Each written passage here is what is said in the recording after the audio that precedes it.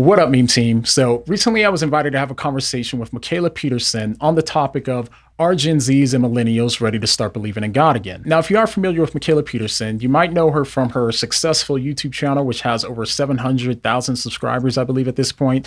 And she's also the daughter of Jordan Peterson. In the conversation, we talked about whether or not Millennials and Gen Zs are actually not believing in God as much or not, some of the biggest obstacles that people have when it comes to embracing Christianity. And we also talked about Mikhaila's journey from agnosticism to Christianity, as well as my own, as well as the role that psychedelics played in Mikhaila coming to believe in God. So we tackle all of those things and a lot more. The only other thing I want to say real quick is I'm sorry, my internet here is just awful. I can't get good internet. I don't know why. So you'll notice that when it comes to the clips that I'm in, the audio is there, it's fine, but the visuals are lagging all over the place. So sorry about that. But without further ado, let's just go ahead and get right into it. Hope you guys enjoy this one.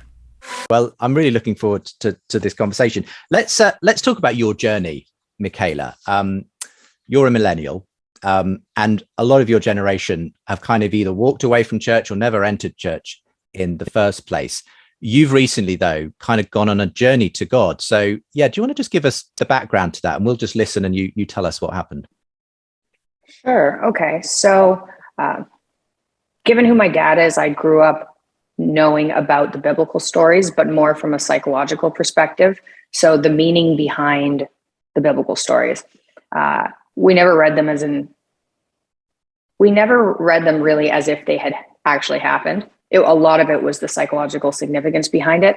And so I can remember in grade 4, somebody coming up to me and asking me if I believed in God. And I said, I don't know. So I probably identified as agnostic until last August. And agnostic as in completely open to it, understanding that religion has value and hoping that one day I could find some sort of support like God that I'd heard Christians talking about. It was like, that sounds fantastic, but I don't have that. And then that changed for me last August. And I think that there were a number of things that happened that opened my mind to the possibility of God. And I think having my dad as my dad was unbelievably helpful. And then I'm not sure how this resonates with a Christian audience, but I took a lot of psychedelics, and I do think the psychedelics opened my mind to the possibility that there was something there I couldn't see. Interesting. So I think that had a fairly large role to play. And then my mom got cancer and she almost died. And it was movie style bad. And I'm sure people who are listening have had family members get sick, and it is just a sick person in a hospital is horrible. Right. And she was unbelievably sick, and she got this rare cancer that nobody gets. And there were no studies on it. And the death rate was 100%. And it was like, you have 8 months starting now and nothing helps. And it was like, really? She had to get a cancer that nobody gets, that kills you right away. Right. Like, really? She wasn't that old. I think I could be off by a year, but like 57. Right. It was like, that's not fair at all. And I watched, and that tore my family apart because it was so sudden, and it's, my mom, and something happened to her in the hospital. So she had surgery, and the surgery didn't work the first time. And then she had surgery a second time. And then the doctor nicked a lymph node. And so she had to fly to the US to get surgery again. And it just, nothing was working. And at some part through that experience, she found God. And so she identifies as a Catholic at the moment. And a lady started visiting her in the hospital, and they were praying together. And my mom's kind of demeanor changed. And so she just let go. And what she said was she let go of the control she was trying to have over, the cancer. And then this is when things got like spooky weird in a way that I couldn't logically understand. And in July, she was in the hospital. She wasn't eating. She was being fed through a tube. It was bad. And she goes, I'll be better by our anniversary. And my parents' anniversary is mid-August. And we're like, okay, mom, mom's on morphine. I'll be better by our anniversary. And she flew down to the States and had the surgery, and the surgery failed.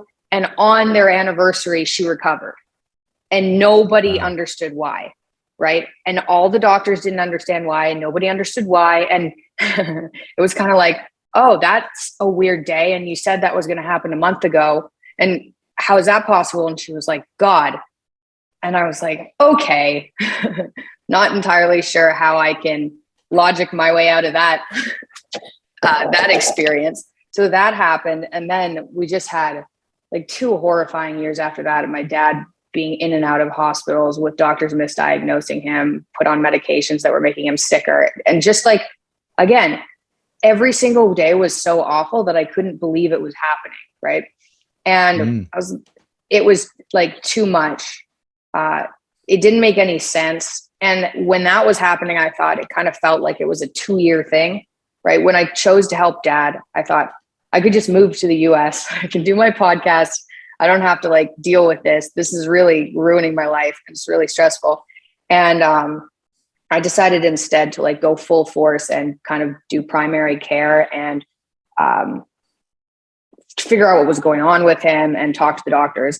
And at that time I was like, this feels like a 2-year, this is going to take 2 years every day for 2 years. And it did end up it took a little bit longer than that. But last summer, I'll speed it up. Last August, things were not good still. And so my dad was still sick. I was actually in the middle of a divorce, and there were a whole bunch of parts of my life that were just not working well. And I wasn't depressed. I've been depressed. I wasn't depressed, but I was like crying daily because life was really hard, not because I was depressed. And I flew to Austin because I was planning on relocating from Canada. And I met my husband in Austin, and he's Christian. He's been a Christian his entire life. His parents are Christians, and he's like super Christian compared to how I grew up. And he was like, how are you doing? And I was like, honestly, I'm coping. I'm doing things, but I'm not doing well. Obviously, like a bunch of bad things are happening all the time. And he was like, well, you need God. And I was like, yeah, that would be fantastic, but I don't have that. Like, how do I get that? And he said, go home and pray and just ask God to reveal himself to you.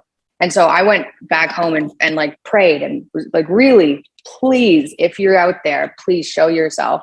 And the next day, and then I know like other people's experiences aren't this like obvious maybe, but for me, there were like 4 really parts of my life that were heading in a bad direction, and they all kind of turned to head in a better direction. So my dad called me and he was like, oh, I'm feeling better.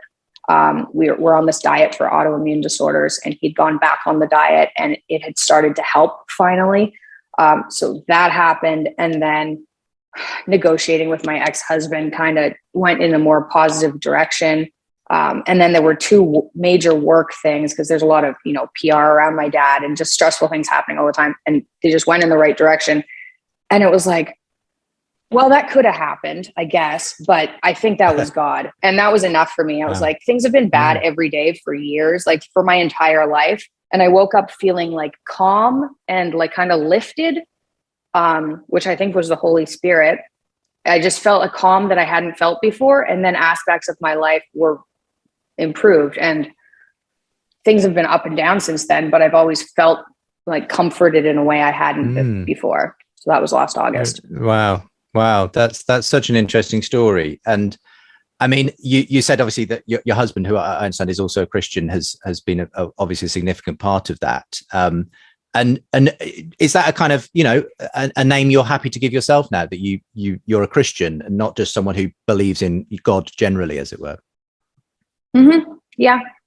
I haven't taken I saw somebody ask what denomination, and keep in mind, everybody here, that I'm still pretty new to this, but I haven't. I'd be not non-denominational at this point. I'm mostly just reading the Bible, so a lot, multiple times, and trying to understand as much as I can from that before figuring out anything more. Yeah, well, that's a good place to start. I mean, John, as it were, this is a conversation in that sense between two Christians, but maybe you're obviously someone who's been on the journey a bit longer. I know you even responded at the time that Mikhaila talked about this publicly on her own channel. And what are your thoughts just on what Mikhaila shared there and the particular way in, obviously, that she's had to faith in the last year? Yeah, no, I think that's great. I loved hearing your story. What's interesting, I think, is that my story kind of started at the opposite end. And so it's kind of interesting how we both kind of found God in different ways, because just watching, I've watched probably a good handful of videos on your channel and stuff, and you're a very rational person, and so it's interesting too, because your conversion didn't necessarily have to do with pure rationality. I mean, there was these things that you couldn't explain given just pure logic, but it was more like you had experience and you had these things that all kind of mapped out in your life. And it's interesting because for me, being a product of culture, it was interesting because I started on the other side where I was like following a lot of signs and coincidences or something like this. And cool. Yeah, so it's interesting because there would be a lot of times though for me where it was like, okay, yeah, there has to be a God out there. All these kind of things happened in this way. But then there was also times where coincidences would work in a different way, or I'd be like, okay, maybe I'm just thinking that this is the case because coincidences happen. But then I see other people having coincidences that led to other conclusions and stuff. So it really kind of threw me off. So I'd say I was pretty agnostic as well too. So I would kind of believe in God one day, not believe in God one day. And then in college, I ended up taking a philosophy of religion class. I didn't even know what philosophy was. But basically I came across a lot of the intellectual arguments and stuff for God's existence. And when I came around, in particularly the Kalam cosmological argument, I found very persuasive. And that convinced me intellectually that there was a God. Yeah. And so I was like, okay, it just really made sense with me, really resonated. So it kind of got me to that point. And then after that is when I started going to a lot of different churches because I believed in God. I just didn't know if God revealed himself in any religions or not. And so then when I went to, so then when I went to these different churches and these different religions, I heard that a lot of time when I asked them why they believed in their church and not other churches, almost every time people would say, because these coincidences and stuff, all these things happened. And therefore, this is how I know that my church was true, because it couldn't have happened any other way. And so that threw for me a curveball, but it threw me a curveball because I said, well, shoot, if there's all these kind of things like that, I can't really trust that because they're mutually exclusive. Some people would lead to Islam, some people would lead to all these different religions. And so for me, it got me to start looking into the resurrection, the evidence for the historical resurrection and that sort of thing. And I eventually converted to Christianity, but based off of more of the intellectual aspect rather than the emotional aspect. So it was weird because I started here on the kind of, not necessarily, I don't want to call your experience emotional. That's not what I'm saying, but I'm saying like the kind of non-scientific or super analytical approach, if you want to say something like that. And so I started there and I needed to get grounded by using more reason and thought, you know what I mean? And so that's what kind of got me somewhere in the middle for my conversion.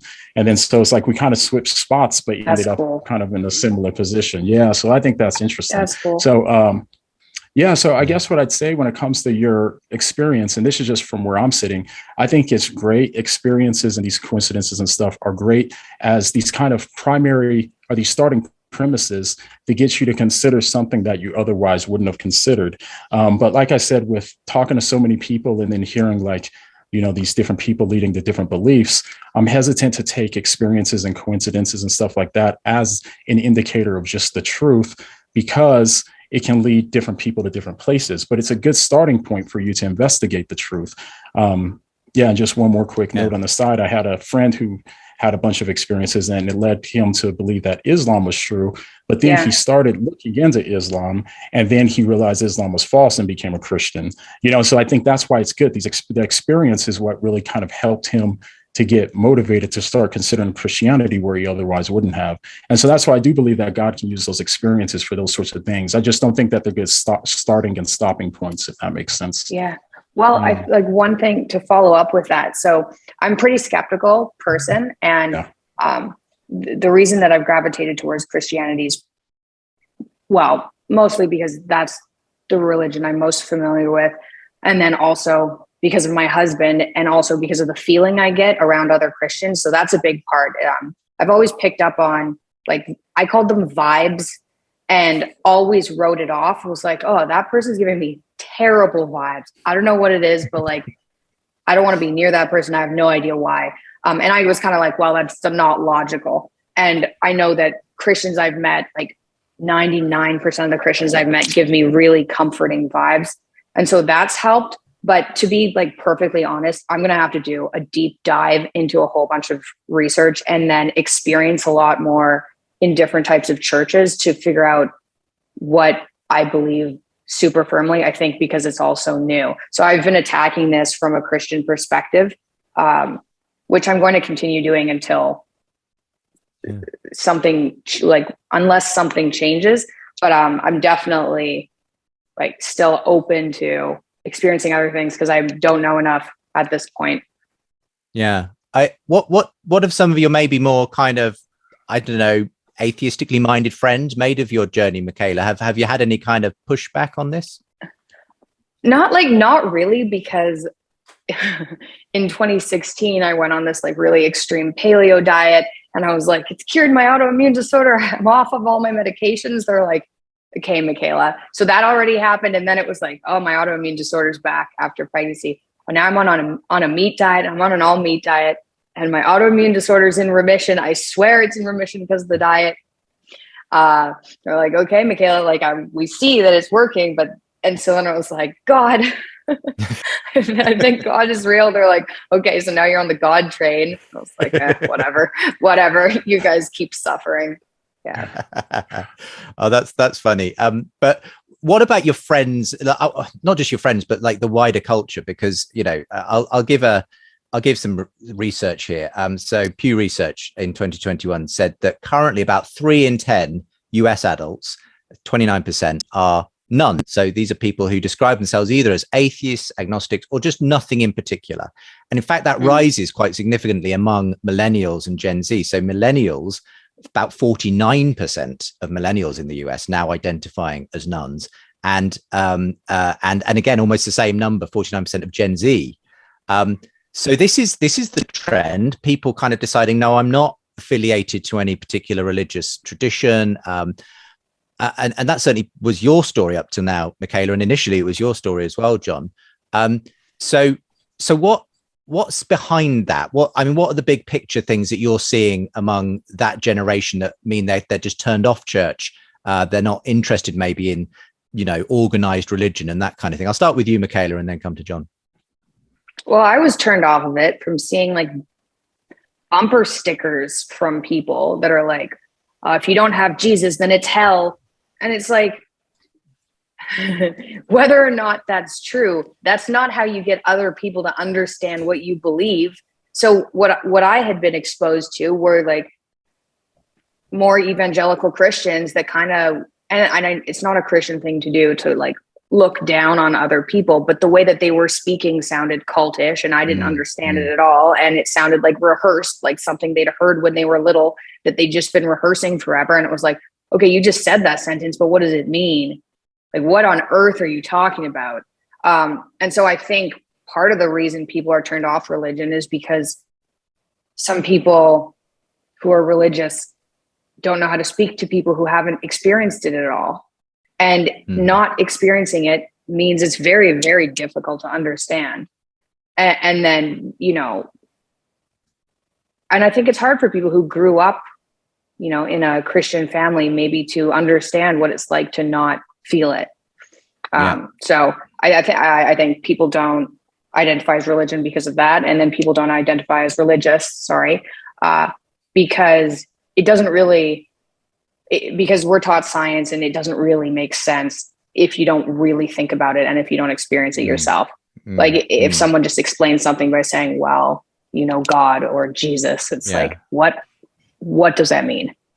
Yeah. Do you agree with that broadly, John? And anything else to add?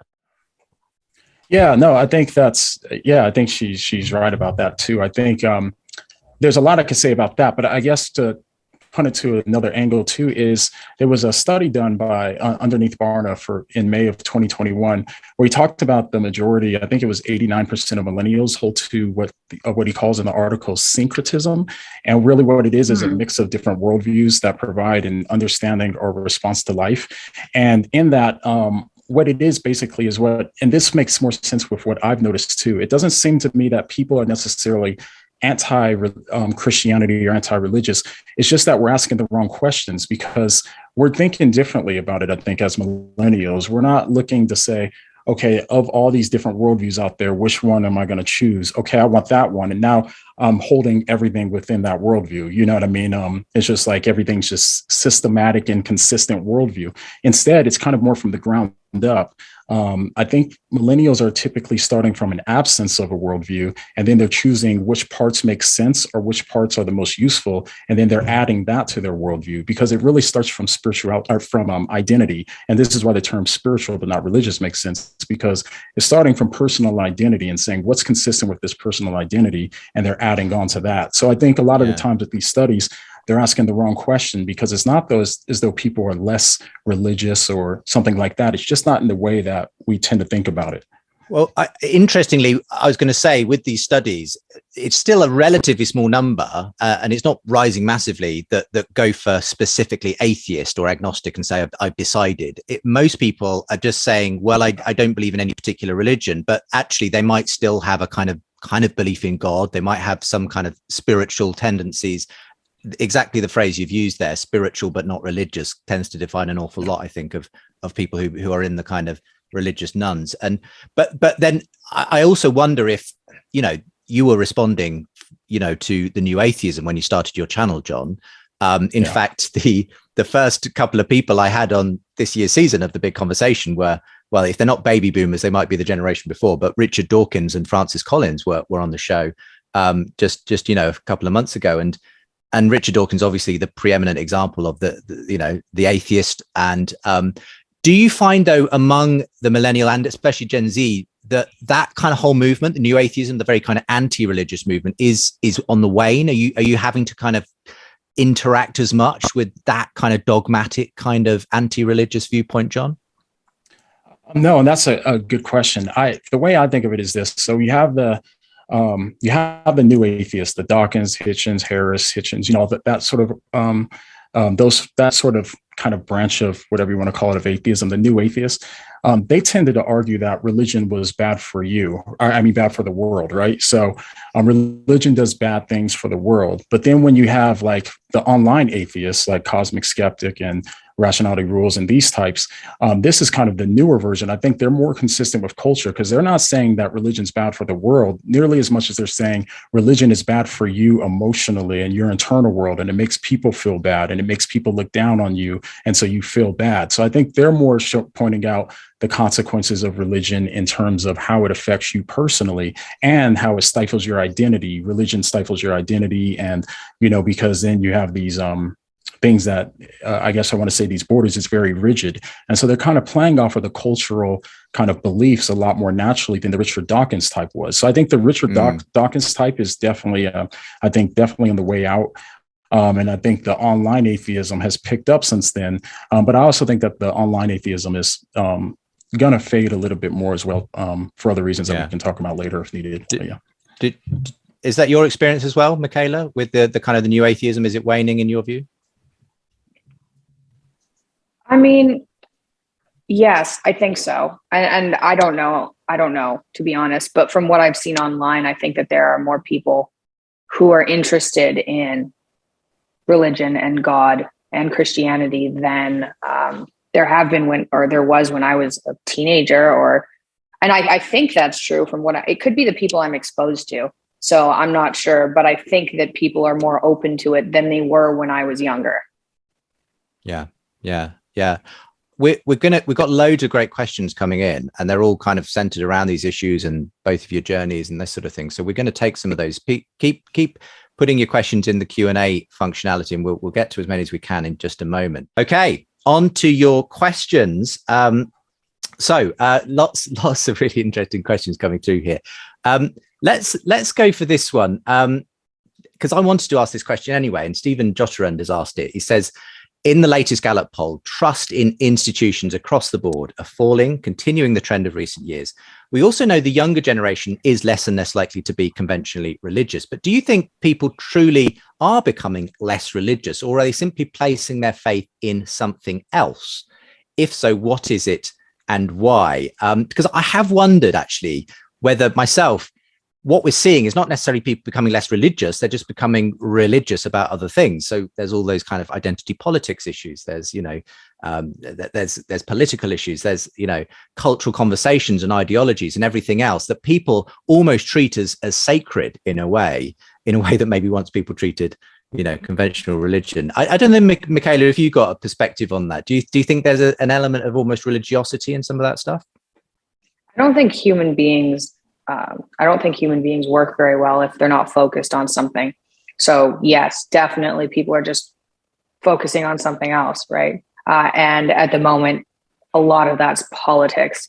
I think for me, it was probably science, right? So the medical system and science, and that's kind of what I focused on, that I was probably replacing God with. And at the moment, there's a lot of ideology going around. It's like crushing people, crushing institutions. I don't know what's going to happen with universities at this point. So people are definitely redirecting their attention, and probably I guess that would be worshiping false idols, right? Yeah. John, any thoughts on that?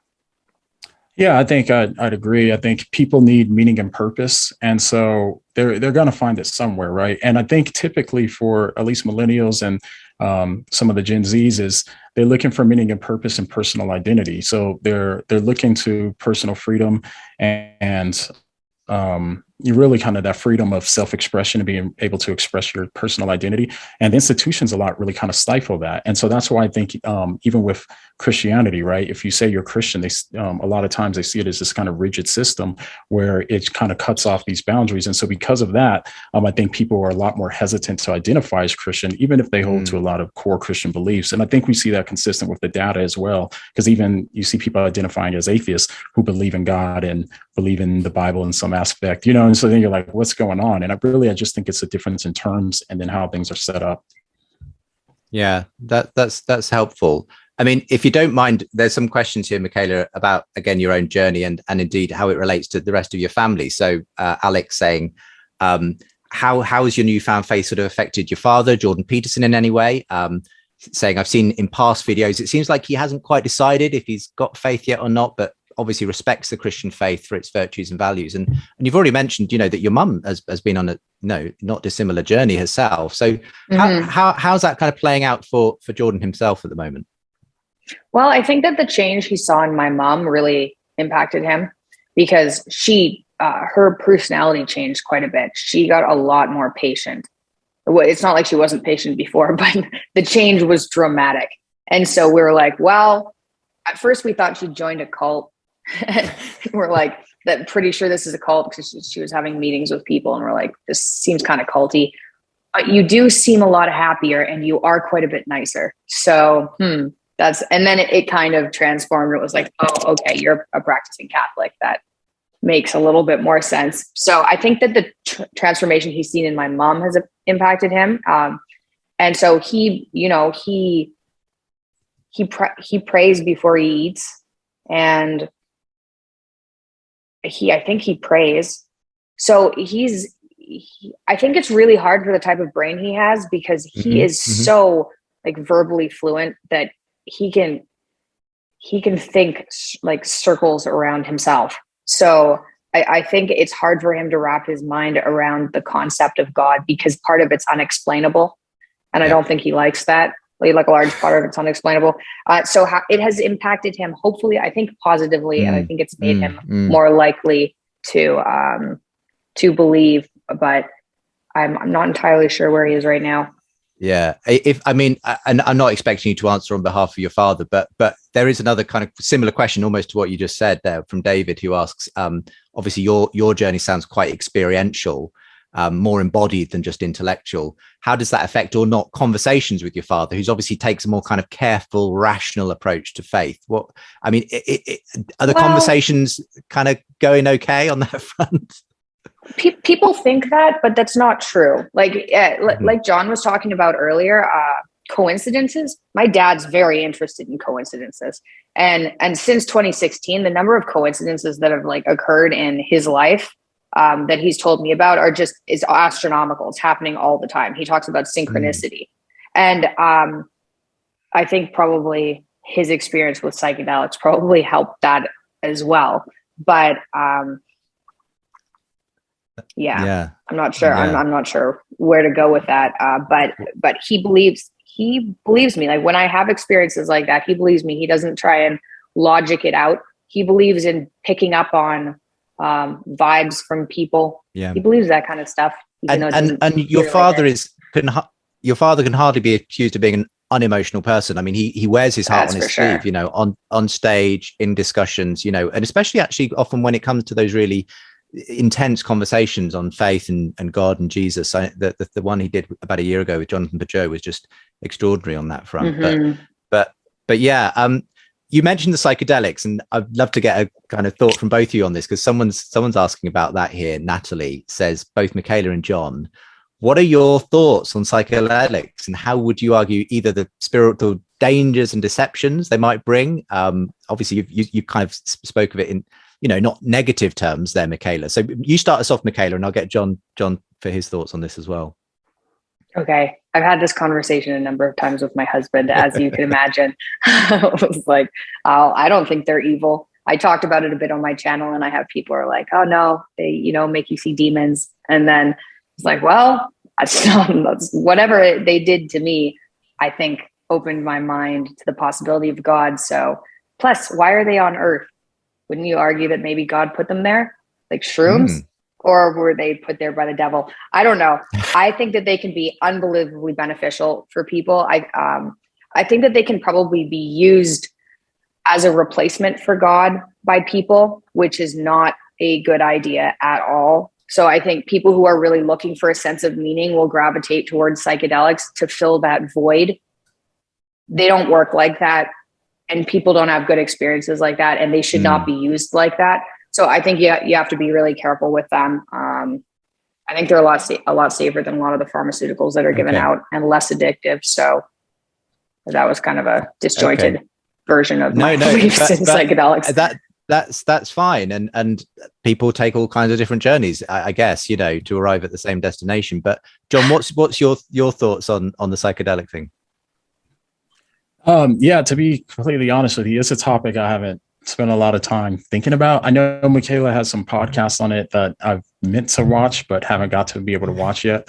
But my kind of overall kind of thought about it is, so it depends. Like if it's like, yeah, I guess I don't know enough to say like, you know what I mean, too much about it. But what I'd say when it comes to spirituality is I'd say it's one of those things. Like, I mean, you listen to like Joe Rogan's and those types, and they tend to have different kind of conclusions that they come to for it, you know. And so it's almost like this thing where it's like, if it helps in some cases, like say it helps Mikhaila open her mind up to the possibility of God, it's kind of like what we were talking about earlier with experiences and stuff, right? But for some people, like there's no guarantee that that's where it's going to lead them, and maybe it can lead them to other stuff. Yeah, you know what I mean? So I agree. Yeah, and so that's and why it can lead.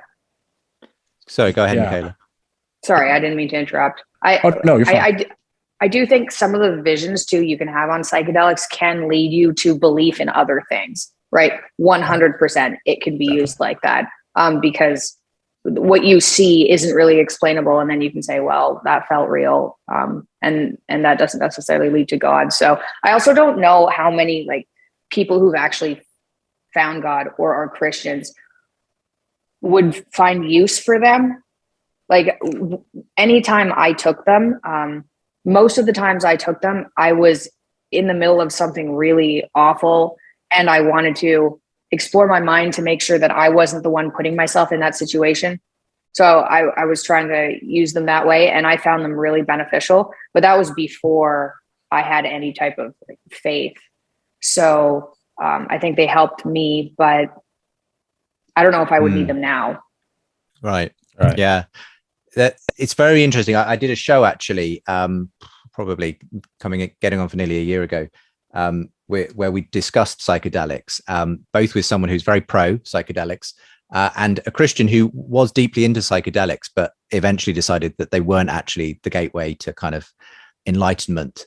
Though I think she's very empathetic with those who do see it, because obviously people are looking for something. If they're taking it, it's because, you know, there is a search, a hunger for, you know, something deeper than just the material world offers. And I know many people who, you know, came through the 60s psychedelic stuff and are now Christians and say, look, I'm not saying anyone should take psychedelics, but kind of, you know, I'm not sure I'd be a Christian if I hadn't been in that kind of hippie culture, you know, that kind of drew me out of it at the same time. But anyway, and I would yeah, go ahead, John. Oh, I was just going to say, I mean, kind of like how you just said, I think, like, for example, like, if somebody came to Christianity through going to prison, you know what I mean? It's not necessarily that the person telling you is advocating for you to go to prison, you know what I mean? But this was just part of Mikhaila's journey in that sense. And so I think that she makes a good point where she said, now it's like, it's kind of served as a function in that way. So now she doesn't know if there's a need for it per se as much, because it was part of her journey, not necessarily like, you know, part of the destination that she got to. So, yeah. Got an interesting question here. An anonymous attendee. I'll ask this one of you, John, specifically. They say, I wanted to ask a question that's been on my mind. I want to be a Christian and to get closer to God, but many religions claim to have a close relationship with God. So my question is, if all these religions claim to have a relationship with God and feel his presence, how do we know the relationship we get in Christianity is the truth? Do you want to go for that, John? Yeah, I think that's a great question. I think that ties in a little bit with what we were saying earlier. It really kind of depends on what this person is saying by relationship with God and feeling close to God. We can have, this is kind of the thing about those internal experiences, is that when people tell me they have an experience, I think, well, it could be God, not saying that's not God, or it could be their brain chemistry, you know what I mean? Like, you know, some sort of like DMT thing or something, right? Or it could be even Christianity. We believe that, you know, the world is more metaphysical too. It extends past the physical reality. So it could be a spiritual situation as well. So I think back to, at least for me, I think like if Christianity were just based off of people having personal experiences, then it would be hard to know if Christianity were true. But I think about like the initial conditions that the disciples were in when they talked with Jesus and stuff, and they had these true experiences with the risen Christ. Like they sincerely, genuinely believed it, as like even you know, non-Christian historians will say. That's more concrete because it happened in reality rather than just in their head, and it could be verifiable with external reality. So again, this is me pushing that other way, where I have to say, to ground myself, to kind of say where my experiences, are they veridical? Are they grounded in reality? But I really kind of look to that as well too, to say like, okay, it's also consistent with external reality and it's verifiable, because sometimes you're going to feel close to God. Sometimes you're not going to feel close to God, you know, and sometimes you're going to have these experiences. Sometimes you're not going to have the experiences. So it's really good to kind of have both. So you have, you know, you have this kind of thing to kind of ground you for when those experiences and stuff, you don't seem to be feeling those experiences. And that's also why I'm kind of pretty big on like the gospel as well too, because I think it really helps to kind of ground us into knowing that we're trusting in his promise rather than our own emotions or how we feel in the moment and that sort of thing. Yeah. I mean, there's been a few similar-ish questions for you, Mikhaila, along these lines, but sort of you had this experience, but how do you know Christianity is the kind of the right route to go?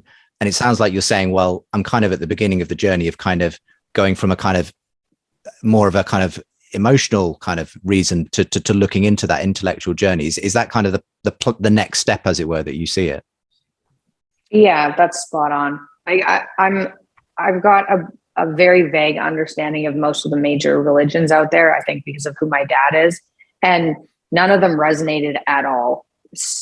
But I don't have like an in-depth answer for anybody here because it's been so recent. I'm purely going based. Well, I've read the Bible and I believe it. I know what kind of people Christians are generally. Like I know what kind of families they have and the differences in how their families are compared to a secular family is striking.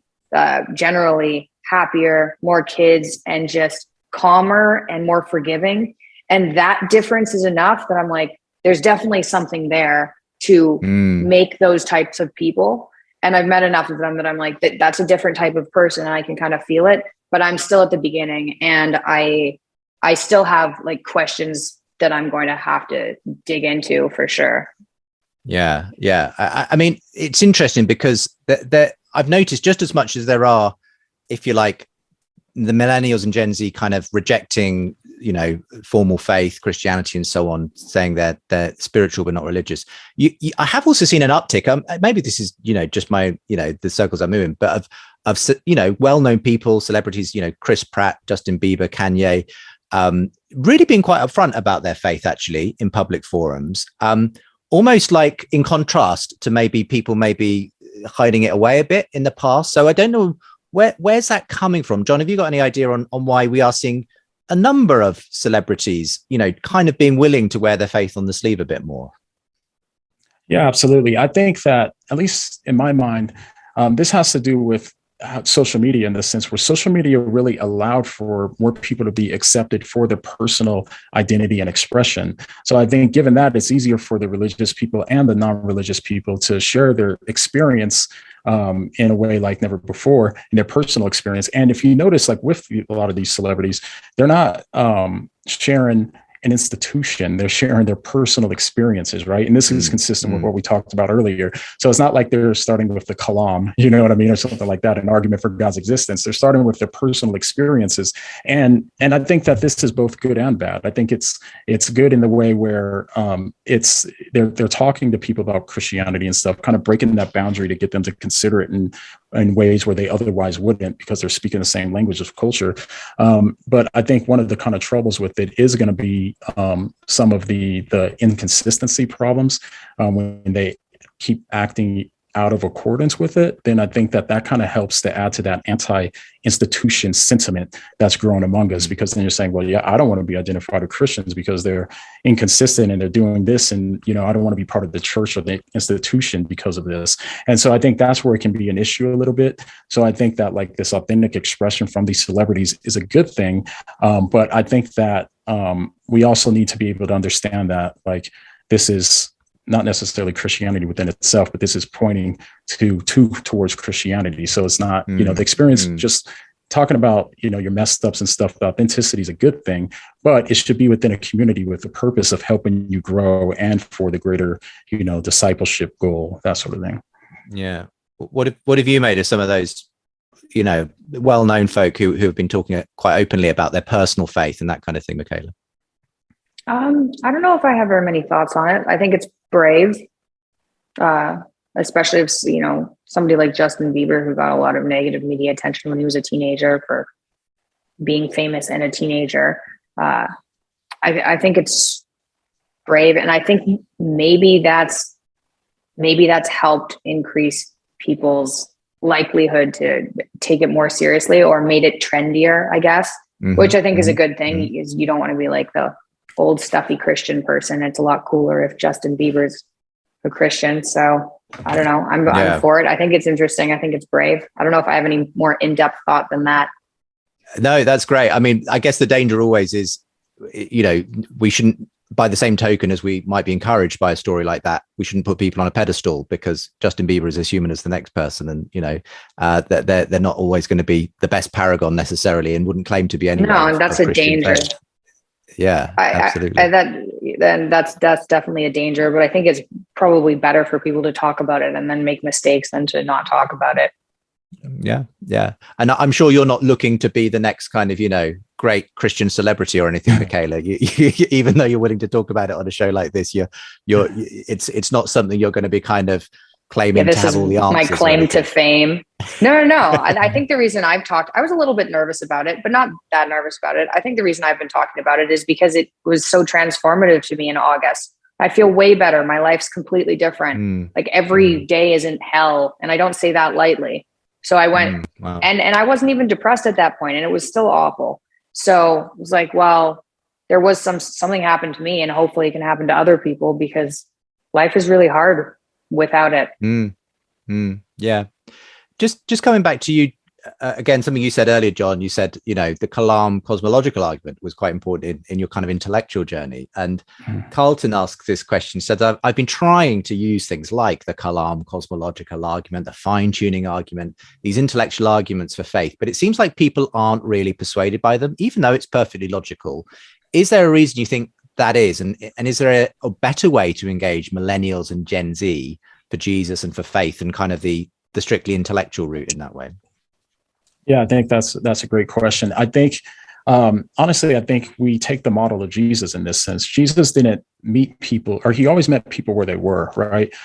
So he would talk to people where they were and what they were going through. He wasn't starting from some, high-end abstract theory that wouldn't resonate with his audience. So if you look how he talked with the Pharisees compared to how he talked with the woman at the well and so on, he's always meeting people where they are and then adjusting for that person. This is how he's going to talk to them in order to persuade them, and so I think that that's what we do. And that's what I try to do on my channel, is try to meet people where they are, which is why I talk about pop culture a lot. A lot of people don't know, but I'm not really that into pop culture, to be honest, you know what I mean? But I keep up with this stuff because it's a means for me to be able to communicate the gospel message to them in a way that they can understand and appreciate. And so I'm trying to follow the footsteps of Jesus. I'm not Jesus. I was trying to follow the footsteps of Jesus, So, so I think that's a good question. I think most people today are more concerned about what Kim Kardashian ate for lunch than they are William Lane Craig says about the fine tuning argument. You know what I mean? Like, I wish it wasn't that way, but that's just the way it is. And so we have to meet people where they are in order to reach them. Mikhaila, I mean, how do you think Christians can be better reaching your contemporaries if it's not through some kind of great logical argument? What's the way that we're actually going to bring this message to people? I think what would have helped me, I would probably be hearing people's stories, but I don't know how open I would have been to it before I believed in the first place. So I don't know. I'm hoping that the way I'm talking about what happened to me shows some people that it's not just, it just sounded like a fairy tale to me to begin with, like a magical fairy tale. And I was like, well, that can go into the kind of bullshit pile. And so I think maybe less condescension from people who've had faith for a long time, people who don't understand, and less, oh, well, you're thinking about this wrong, or that's not what it says in the Bible. It's like, maybe if people were a little bit nicer, which they should be, then it would spread, and less condescending and more understanding of people who didn't grow up with Christianity. Yeah, absolutely. And just and can I just add to that real quick? I think she makes a great point with that, because I think that, and that's one of the things I'll kind of touch on my channel a lot as well too, is because when you really understand the gospel message, right? And just in a nutshell, like the gospel message is that all of us are equally set apart from God. You know what I mean? God requires perfection, and none of us are perfect in order to live in his presence. And he has to judge every sin, right? And so like, when we know this, it's like, we're so far, like all of us are in the same boat. And so because we're not earning our salvation, how could we possibly look down on others who aren't as spiritual or moral or anything else? They're not as moral as us, right? But Christianity, we're not saved because we're moral or more spiritual than other people or anything like that. You know what I mean? We're saved because we just trust in Christ for our salvation. And so because of this, it's that great kind of neutralizer. And I think our natural tendency is always to look down on other people and to find some way to elevate ourselves in comparison to other people. And this is why I think it's always a battle with even Christians, because we can feel better about our relationship with God and our salvation if we can look down on other people and say they're not as spiritual, or they're not doing this, they don't have the right views, and this sort of thing too. But I think the gospel is that great kind of neutralizer, because we're all sinners and we all have the same problem, and none of us solve it by being better than anybody else. We only solve it by accepting the free gift of salvation that Jesus offers us. So I think a lot of times it's like not understanding the gospel really adds to that condescending kind of aspect where that really everybody wants to do anyway, to look down on other people. And so the gospel kind of neutralizes that. So, yeah, well, it's probably a great place well said. Yeah, a great place to wrap it up. For now, can I just say a huge thank you, Mikhaila and John, for joining me to talk tonight. Thank you very much for having us on. Yeah, that was great.